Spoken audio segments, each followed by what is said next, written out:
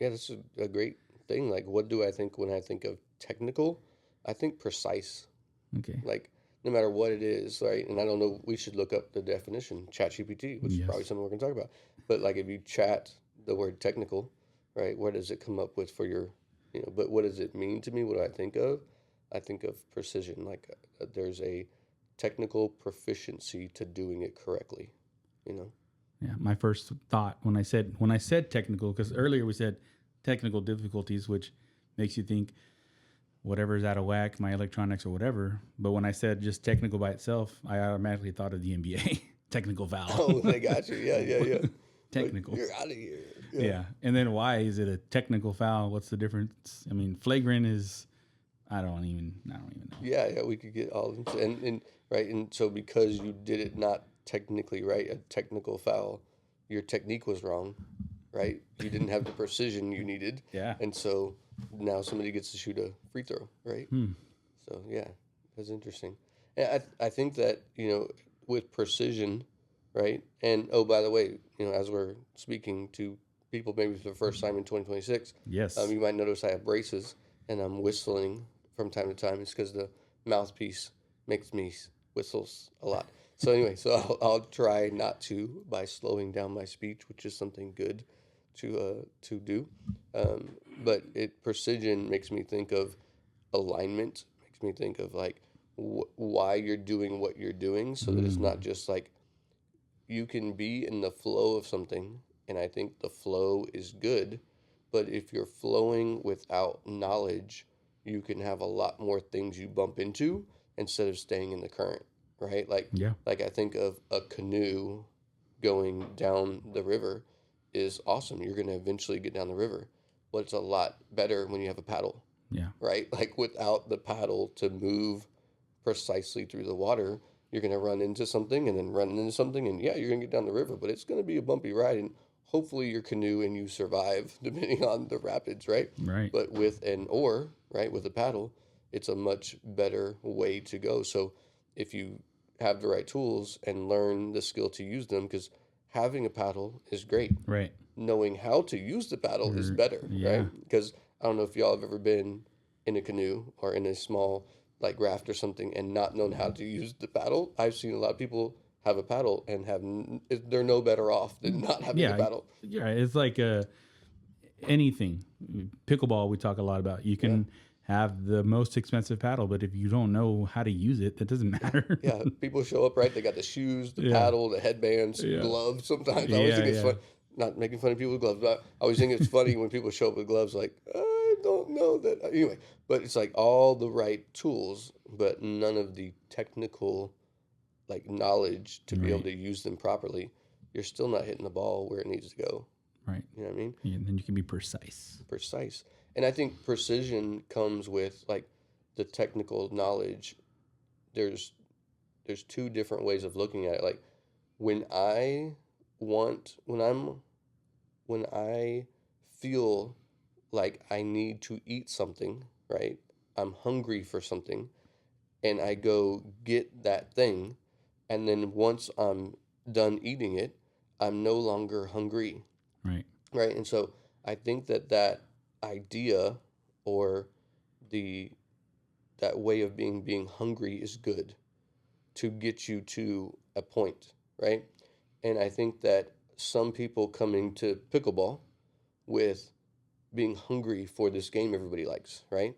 Which is cool. But I think the difference between hungry and a hunger for life in general, but let's just talk about pickleball. Right. Like the hunger for pickleball is 5:30 in the morning, honing a skill of trying to get your serve a little bit deeper. Mm. Why? Like you're not trying to accomplish like you don't. It's not to be a professional pickleball player, right? Necessarily, like that'd be fun, right? Right. But it's because like I like this. I'm not hungry to learn how to get a certain shot or buy a certain pickleball paddle like, but I have a general hunger for the game. I just want to be better at it. Yeah. And I have seen recently that the condition of being hungry, right, versus the condition of having hunger, those are very different. And I think in the work world, we see where people, they start to starve, right? And then Mm-hmm. they get hungry, and they confuse the hungry for hunger. So they're willing to do things that they wouldn't have done before when they weren't hungry.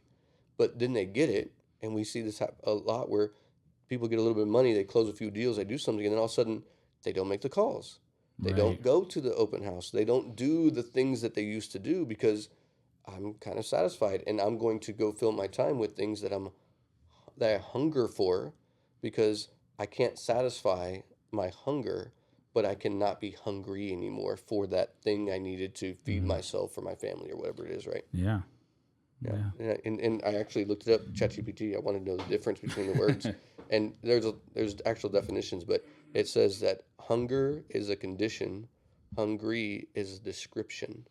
Like you can describe yourself as hungry because once you feed yourself, that description is Yeah. gone, right? Like you're no longer hungry, but hunger is a condition you stay in, Mm-hmm. right? And so I think of people going, man, like if you were just hungry enough for it. It's Yeah. like, no, because then you might satisfy it. Like I don't want a Snickers over my life, Yeah, right? that's like the what it makes me think of when people say I'm so motivated. Like motivation is like the hungry part of it, Mm-hmm.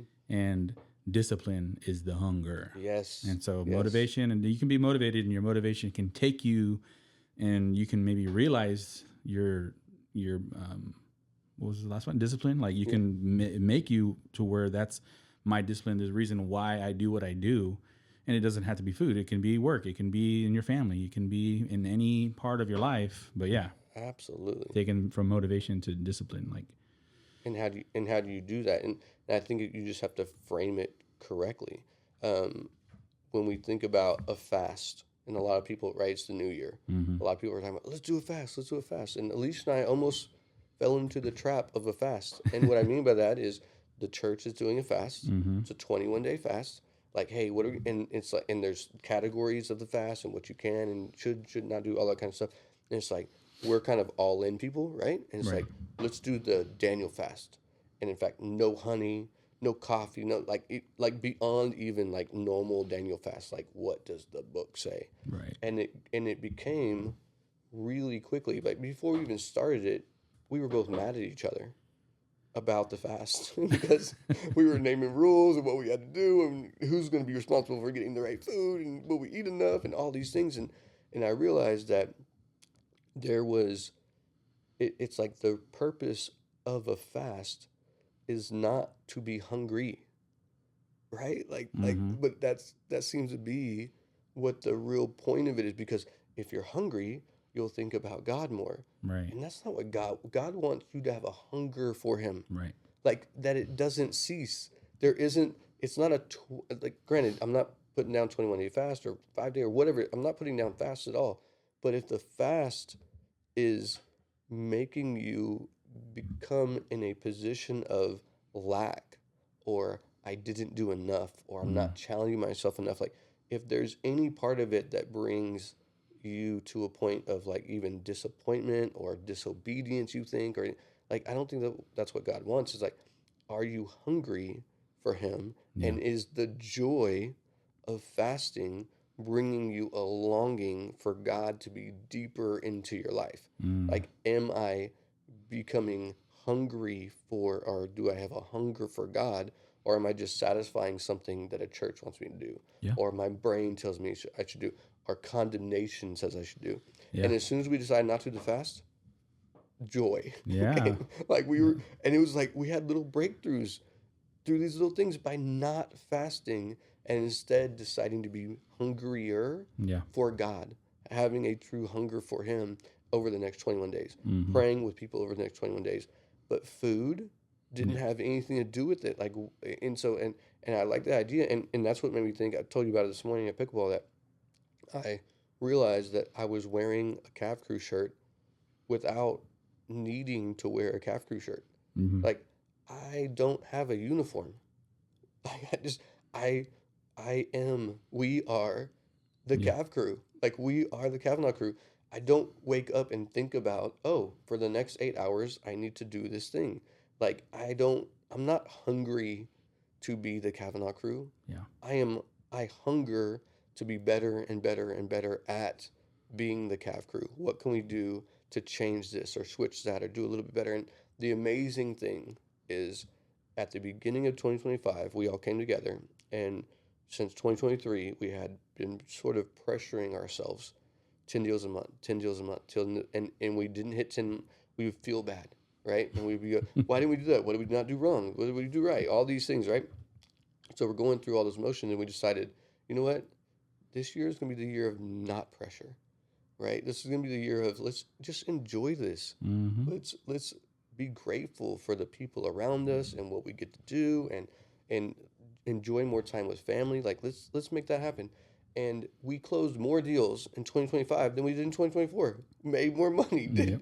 did bigger things, went on like it was a great year. And we God allowed us to be in the hunger for a better business without being hungry for more deals, and we closed more loans. Mm-hmm. That's just it blows my mind. Yep. But going back to, when we talk about the fast and like getting closer to God, like not fasting, or really like if you focus on the hunger for the relationship with God, if you focus on the hunger or the being disciplined part of, right? Like, Mm-hmm. like, am I getting into the word every day? Am I praying? Am I praying for people, with people, just living, glorifying God in what I do. Yeah. Like, it doesn't matter that social media is there. It doesn't matter that the pizza is there or the donuts or whatever it is that you decide to fast. And this is not dogging on fasting. Like, if that's something that you're led to do, then you need to do it. If you're led to do it. If you're led to do it. And if you're not led to do it, then you're not. Just because your sibling is doing it or your cousin is doing it and that's their like path right now, that's a great. Sure. But the 21 days is going to be over, and social media is going to be there, and donuts are going to be there, and whatever. But you still have to have that hunger. And same way with work, right? Like, social media is going to be there to distract you from work. Yep. Unless you work on social media, then continue to do that. That's how you make your money. But right. Like your hunger to just glorify God in your work. Like, I think that's what we had in 2025. Like, we just had so many like great interactions and relationships like that were just being strengthened, that it wasn't like work. Yeah. And it's never been like work. I've been working with you over 3 years. I'm like, it's not work. It's not a job. Like, I get to hang out with one of my best friends and, a bunch of cool people. Like, I don't know, I'm grateful for where we're at, but it's about the hunger to just be the best versions of ourselves for ourselves and for the people that we're around. That's like the discipline part of it. Yeah. And I love that because it doesn't feel like work, but the hunger to be better at what we do. Like we were just talking about how you want to start learning more of the computer stuff, right? Mm-hmm. Awesome. And we want to do more deals. Like it's not like we want to do 10. Well, let's just stop at 10. No, like I want to do 15, 20, 25. But it's not because I want to do more deals. Like I've realized over 2025 that what we are capable of doing, while some others may be able to do some of the same things, we're pretty unique in the way that we care about people and have the technical knowledge to get things done. Like so often, I mean, we can tell story after story of somebody else didn't know how to do it, or even if they knew how to do it, they didn't have a lender that could get it done for them. And so we have helped even more than we've closed. We've helped more families get into homes, and it really has become about legacy over paycheck. And I've been saying that for years and years and years, and it has really been that way. But 2025 was like a new door opening to that. Like we really saw more and more families that changed their dynamic because of us being able to help them. So of course there were the easy ones that came in, great credit scores, money down, all those kind of things, and that's the majority of the people that we help. But the ones that we got to help that no one else knew how to help, those are like, I see that as something it's bigger than just us. And so the reason that we're going to close more deals in 2026 is not because we're hungry and we're going to hustle harder. It's because we've developed disciplines that allow us to be very good at what we do. And then with the hunger to help more families build legacy, that's what's going to fuel us. That's the technical capabilities with the hunger are going to fuel us to be even bigger in 2026. And I'm excited for you and for Brittany and Yeah. Alicia. And Alicia's taking on this new, like, almost like buy-in to the business, right? Like, she sees it as one thing we noticed is that she's 35 and I'm 47, Mm-hmm. right? Like, of course, I You don't, don't look it, but yes, yeah. you're right. And so you look at that, and we, for the first 10 years of our marriage, we just celebrated our 11th wedding anniversary, which is awesome. But the first Yes. 10 years of our marriage, I think we were trying to be the same age, Mm-hmm. right? Like, she was either trying to be as old as I am, or I was trying to be as young as she was. And it really came to a head where she had all this 35-year-old pent up vision, right? Like, I'm gonna do this, and I want to do. And I remember being 35. Yeah. And I was like, I'm gonna do this. I'm gonna get there. Like and I'm excited for her in that. But at 47, I've already had 12 more years of like, okay, that's fun, but here's how this works. And so we were almost trying to like, no, you be excited. No, you calm down. Back and forth. But Right. we just decided like, you be excited about being 35 and building that thing that no one's ever built before and having that vision and doing that. And I'm going to support you 100% while I'm doing the fundamental discipline things Yeah. of not so much risk, right? Fun, active, all those things, but you be the risk taker and I'll be the fundamental person because I just have a little bit more maturity. It's not that you're lacking it, but you need that excitement. I want you to have it. Yeah. But don't be mad at me if I'm not as excited as you are about a Mm-hmm. new idea that I probably already tried, but you haven't, and Yeah. maybe you'll do it differently than I did it, right? So the point to that is I think it's good to have mentors and people who you follow, but even them don't let them hold you back from who you're supposed to be just because they didn't do it, right? Yeah. So use their successes. Don't fall into traps. Like, use their failures to not, but don't pigeonhole yourself to only do what they were capable of doing. Because I Mm-hmm. think you and Alicia are capable of way more than I ever was, right? So use what I know and what I've done, but man, blow me out of the water with Yeah. vision and ideas and go do things that I've never done before. Because I'm over here watching, like, smiling like crazy. Like, I get to enjoy this ride, but I don't have to be 35 again. Amen. Yeah. Yeah. I don't have to be 37. How old are you? 39. 39. Sorry, I Yeah. don't I have to know. be 39 again. Amen. Like, all those things. Like, I love Andrew's a dad again, right? Yeah. Come on, he had his baby. Looking at your newborn baby, right? And being like your wife just said, I haven't done this in 10 years, Right. right? Like, it's brand new, even though even you've been through it before. But let these experiences and these smiles and these things you get to do, let it feel like something all over again, right? Mm-hmm. Because it really is day one. Like, Yeah. every day is day. You've never been 39 as a dad of a 3 week old Right. in the position you're in right now. Like, enjoy, like, everybody, like, it's day one for all of you. All the mess ups, Yeah. all the successes, all the things that you have been through, they all build up to make you who you are. But today is brand new. None of that stuff matters. There's some consequences you might have to pay, there's some rewards you get to enjoy, but today is day one. When it comes to fasts, when it comes to being hungry, when it comes to like the hustle, like, amen, like, all those things, great. Mm-hmm. But like, pick today as day one of discipline or change in your life that you're not going to let go of. But if you do, guess what tomorrow is?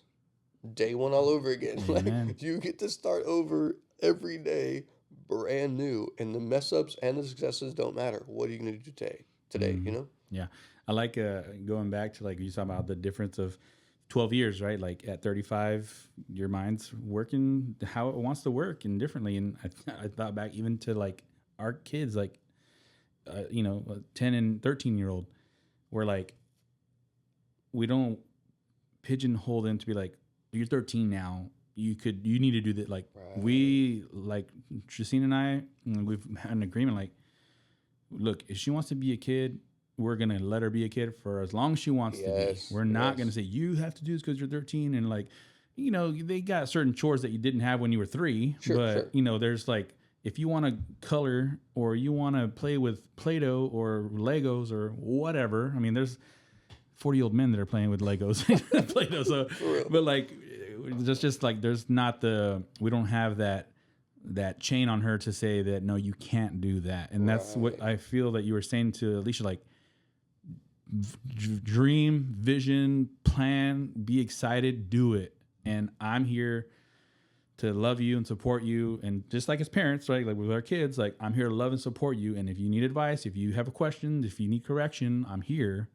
And then same way for somebody just got out of college or high school and they're starting doing whatever job field they're in. Yeah. Like you just said. Yeah. Do it all. Make the mistakes, because you're not going to learn if you don't make mistakes. And not to say that mistakes are like, yes, you made a mistake, but like, you can learn from it, right? Absolutely. You can learn. That's why, like, our team, with your knowledge, Alicia's, Gracie's, you know, me, and reason why it works so well is because you say it all the time. Like, I made a lot of mistakes. I did it the wrong way 1,000 times, and now I know the ways to do it right. Yeah, I think such a good picture of that is my son Corbin is still alive. Yeah. And the reason why he's alive is because he spent the majority of his life learning how to fall. Like, he was in gymnastics, he was a longboarder, he was a pole vaulter, and pole vaulters, by definition, run as fast as they can, launch themselves with a pole, and they're supposed to get over a bar and then fall, right? And because he's been in gymnastics and longboarding and pole vaulting his whole life, he was on a motorcycle going way too fast and didn't realize somebody moved in front of him. He hit them from behind, and his bike lit on fire as it was flipping down the road, and everybody knew he was dead. But he instinctively, because he's failed so many times, he knew what it looked like before it happened. Like, for him, it was slow motion. He didn't hang on to the bike. He didn't try to fix everything. He was like, this isn't going to go well. Yeah. And he let go. He knew to let go. And as he let go, he knew the first thing that's going to happen is my knee is going to hit, because he's fallen thousands and thousands of times. And then he knew how to roll. So he went through what should have killed him 19 times and came away with a fracture underneath his kneecap. Right. And nothing else. No broken bones, a little bit of lacerations here and there, but he is a professional failure. So he's still alive. Like, that's so cool to me. And nothing you've ever done is for no reason. Mm-hmm. Like, every experience you've ever been through has brought you to the place right now that if, like Corbin, you're willing to let go and trust your instincts and be wanting to learn more instincts, right? Be wanting to train more. But it wasn't that he was a perfect pole vaulter that kept him alive. It wasn't that he knew how to do a backflip that kept him alive, right? It wasn't riding down the hill. What kept him alive was the number of times he didn't do it right. I think that's so amazing. Yeah. He's alive because he knows how to fail better than most people do. It's so cool. Yeah. You know what I mean? So don't get discouraged by your failures. It seems cliche, but literally saved my son's life. Yeah. Right? That's awesome. Yeah. Yeah, that's that's an amazing story, you know, to take your motivation to your discipline. That's right. Yeah. Like, don't let the fact that you didn't get to eat today, right? Or even that you did get to eat today, don't let either of those diminish your hunger for what you really want in life. Yeah. Like, and pick something in life that you're willing to do even when no one's paying you for it. Yeah. Right? Like, I am Cav Crew all day long. That's right. I'm not a mortgage lender, right? This happens to be what I do to get paid, but I am a motivator of people. I love people, and I love to see them as they grow, and I hope with all my heart that they build a relationship with Jesus, but it's not a requirement, right? Like, I just want to see you be the best version of yourself. Like, that's my unique capability, is helping you see how good you are at being you, Mm-hmm. right? And I want that for everybody. Like that is my hunger. I can't turn it off, right? And so I'm grateful that from time to time I get hungry and I go do something, Yeah. but I'm glad that my hunger for God and for people, it doesn't diminish, you know? Mm-hmm. Yeah, that's good. Yeah. I think that's a good way to just send this one off. Let's go. Yeah. Yeah. All right. I Yeah. hope you all enjoyed that. I know I talked a lot. All right, guys.